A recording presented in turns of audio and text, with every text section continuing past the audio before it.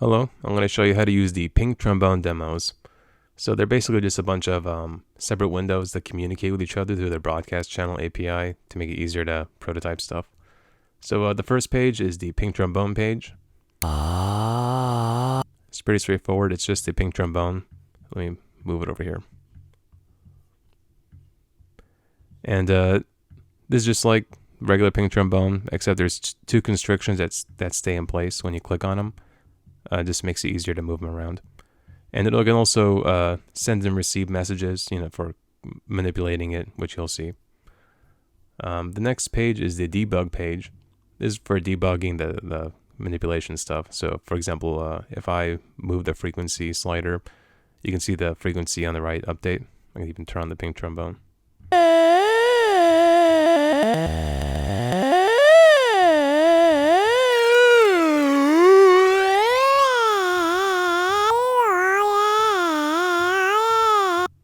I can also move, update the track length, and even as I control the tongue and constrictions, you can see it update on the left as well. This is help debug stuff. I'm going to change it back to track length of 44 and update the frequency back to 140. I can also use this drop-down menu of phonemes. It'll just play each phoneme to test out stuff. Also play utterances, like there's just one utterance here, but you can add your own later on, which I'll show you. So, text to speech and phoneme to speech, which I'll show you in a bit. Next is pitch. This is very straightforward. It just uses the microphone and updates the pitch of the Pink Trombone, which I'll show in a sec.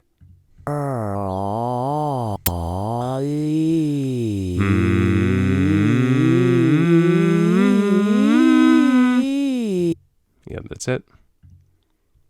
Next is the KNN Classifier, a really simple way to manipulate the Pink Trombone and do other stuff with your microphone. And how it works here, you see this little spectrum looking thing from the microphone. And then what you do is you create a bunch of classes, and each class corresponds to like a different Pink Trombone, like mouth articulation.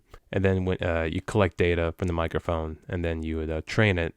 And then as you use your microphone, it finds out what the closest class that you sound like. So what we're going to do is we're just going to move the tongue in different places in this example, and then just collect data for that, and then train it. So here I'm going to move the tongue over here to the E sound. E. And then on the left, click Add Class. And here we have one class here. We can label it. I'm going to do I. And here we're going to do Add Data. So let's see what it sounds like. E. And we'll copy that by clicking Add Data. E. And you can see it collects samples, and I collect Add Data again to stop collecting data. And here you can see there's up to 50 samples. If we can collect up to 100, but we'll just do 50 for now. And then we can add a new class. We can do that by move the tongue over here for the sound. And then we can do Add Class.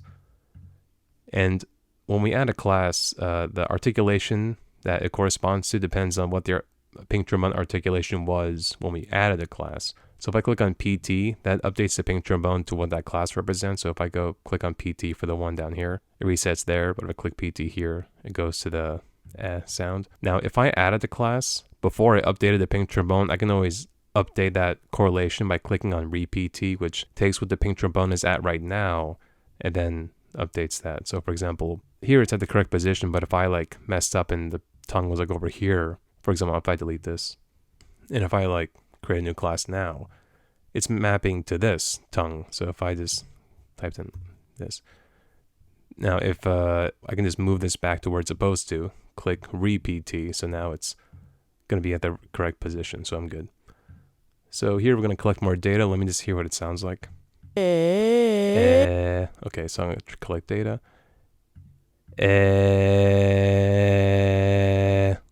And then we'll just keep doing that. We'll do this for here. Okay, so I'm going to add one more class. And you can keep doing this, and you can move the tongue, you can move the front and back constriction, because each articulation takes the tongue, front, and back constriction into consideration. But we're just going to do these three for now. See what it sounds like. Let me also just type that in.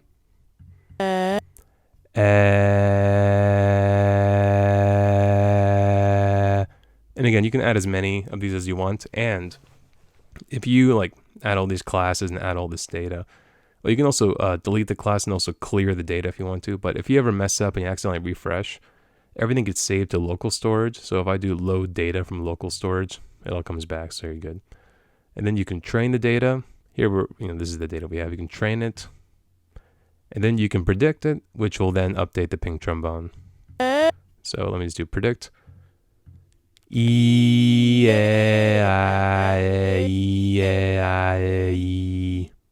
it also takes the, let me stop predicting. It also takes the volume of a microphone. So if the volume is above some threshold, it'll actually, predict it. And if not, it won't. So there's no reason to like make the predictions when there's silence. And on the bottom, you can see there's checkboxes to know like, what do I want to use with the classifier. So if I hear this Pink Trombone's automatically checked, it's because you want to send messages to the Pink Trombone window. But if I uncheck it and do predict, it doesn't control the Pink Trombone. So that's just, you'll see why later on, why I have the extra ones. Next is the 3D navigation game, which I'll put over here. And you'll see why we have the checkboxes.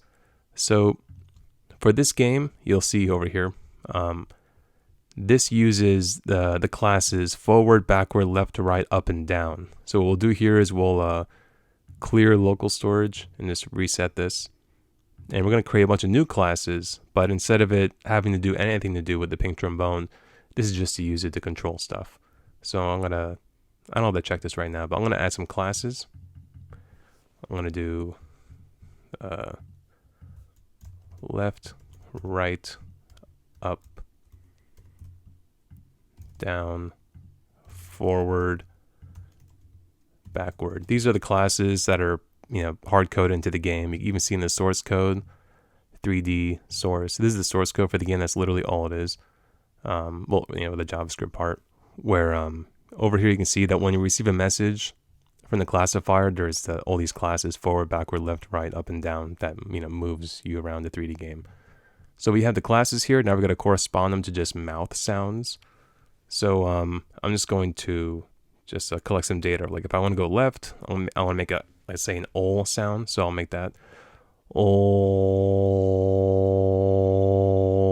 For right, I'll make an R sound. Let's see, if I want to go up, I'll go like E, E. If I want to go down, I can go like, E, If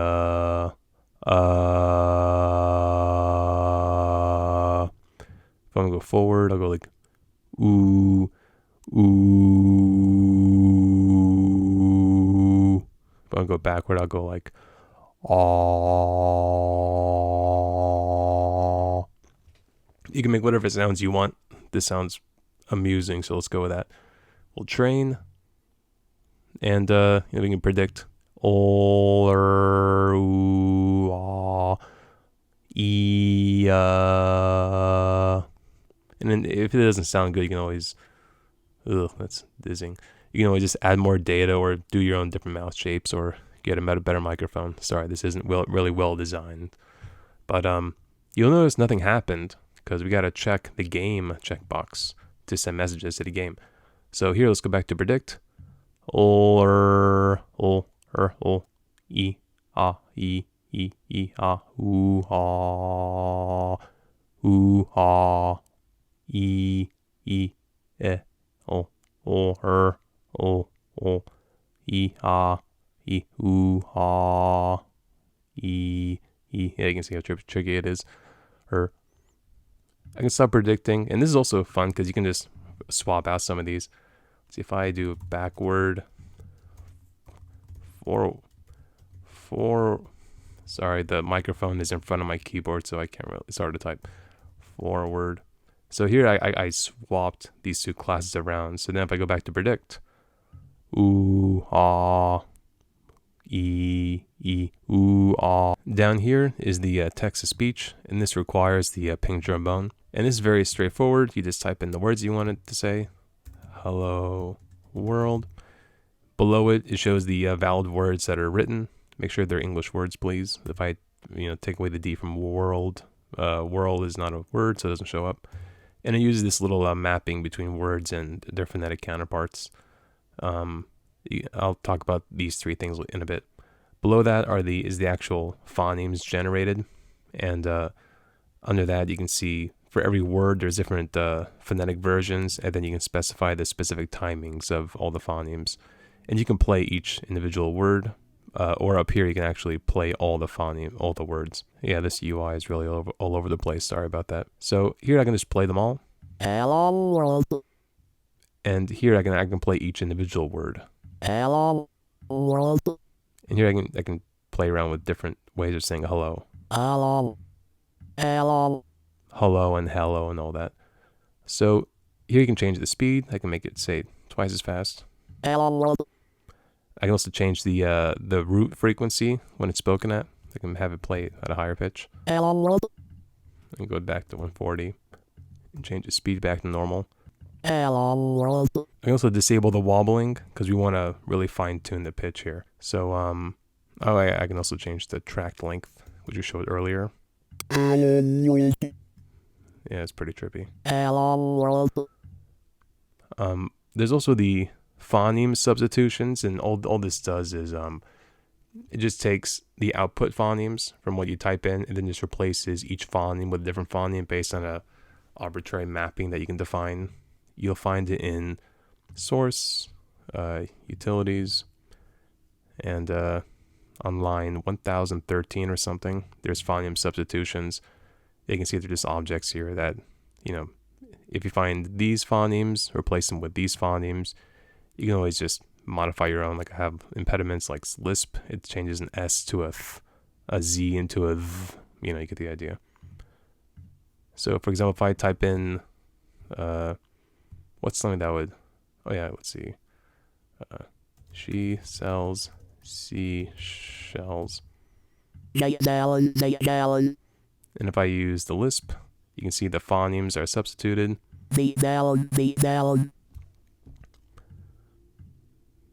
There's also a number, this is also just a random phoneme generator where if you just click generate, it'll just generate random phonemes based on the Markov chain that was created from the phonetic mapping that I used to generate the phonemes from the words.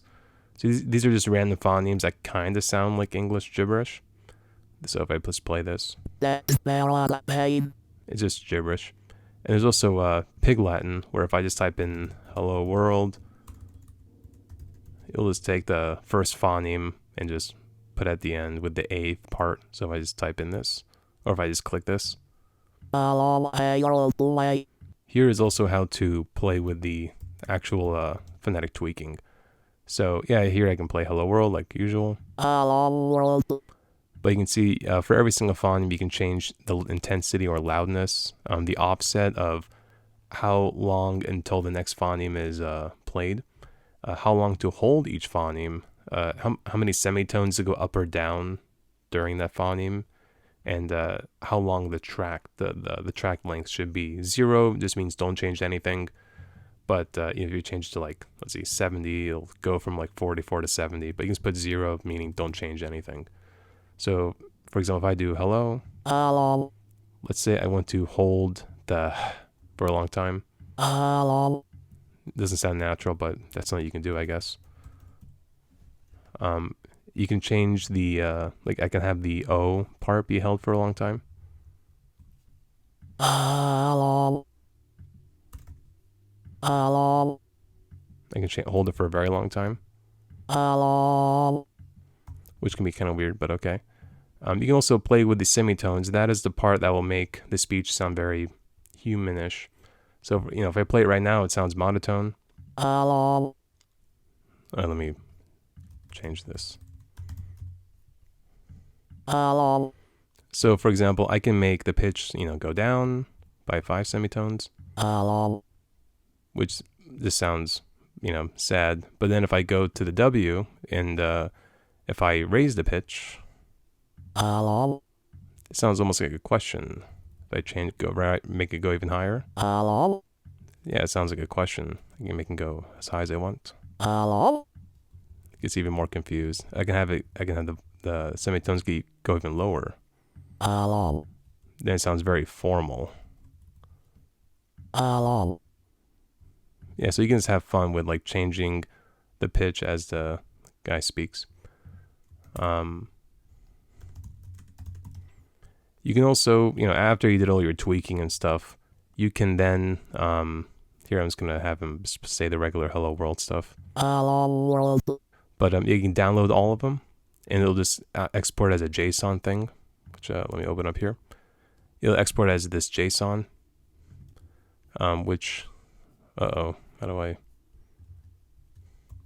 okay. So you can take all this, you can take this giant JSON thing that describes how to say it, and then you can go to the utilities part or the source utilities, and if you scroll down, there's going to be a thing called utterances or utterances. It might be, let me type in utterances. Oh, here on line 927, the one where I had pleasure, you can just add a new object there and just paste the object from hello world. So then if I go to the debug page again, and I update it. So when I go into the debug page and I click hello world, Hello world. It'll play that utterance. I'm just going to remove that. So now it's gone. Let's see. Next is the avatar lip sync. I'll move this over here. And this one also uses the KNN classifier, and it just maps different phonemes to the visemes. And you can see here, I can click the lip sync to use that. I can clear the local storage and create some new classes. So I'm just going to create some classes. I'll make a S class, and this uses the particular phonemes. And if you want to know which phonemes are used for the lip sync stuff, you can go to lip sync source, and you can see the list of visemes that are used. So I'm just going to do, S, M, E, and OO, I guess.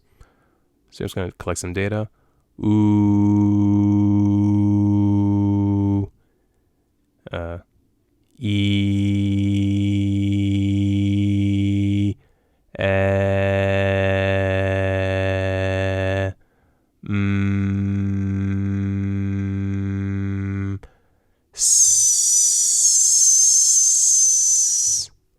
train, predict, ooh,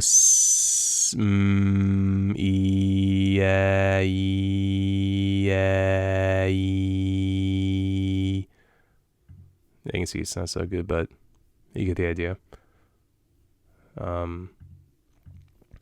Also, the lip sync stuff works with text to speech as well. So if I go back to the text to speech and I do play all, Hello world. you can see that it controls the Pink Trombone and the lip sync, the Be Ready Player Me avatar.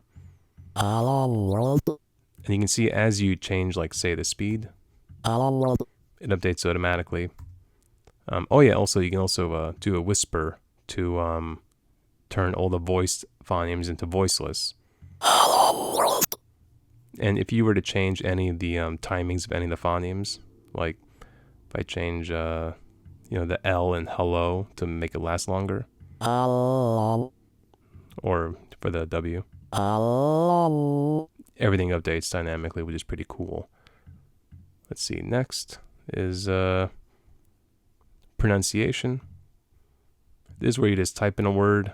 Yeah, this guy doesn't need to be here. You type in a word that you want to pronounce, and if you move your mouse over each phoneme, it just controls the Pink Trombone as well.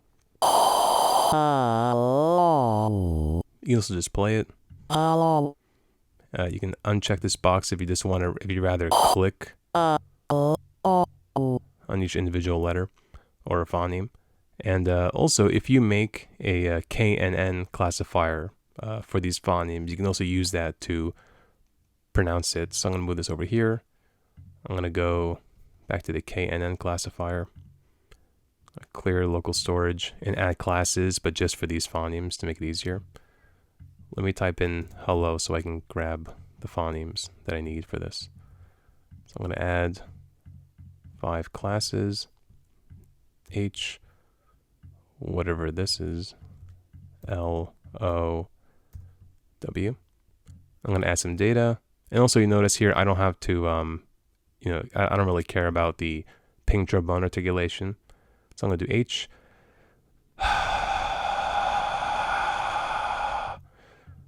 The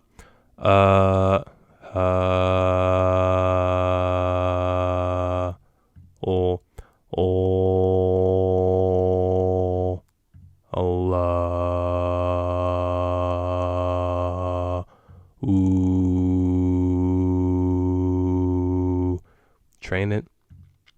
Let's try it. Let's see. We have to refresh this. Oh, right. Yeah, sorry. I gotta check. I gotta check the pronunciation checkbox. Hello. Yeah, next is the rhyming dictionary. I can remove the pronunciation. The rhyming dictionary is pretty straightforward. You just type in whatever phrase you want, like, I don't know, pink trombone, and then it'll show all the possible pronunciations for each word, but there's just one pronunciation for pink and one pronunciation for trombone, and then it shows the output phonemes. You can play the original phonemes, and then you can find the rhymes where here they just align up all the phonemes, and you can check the box if you want to find aligned rhymes that actually have a very close phoneme, or if you don't really care what phoneme is in that place, you can just uncheck it.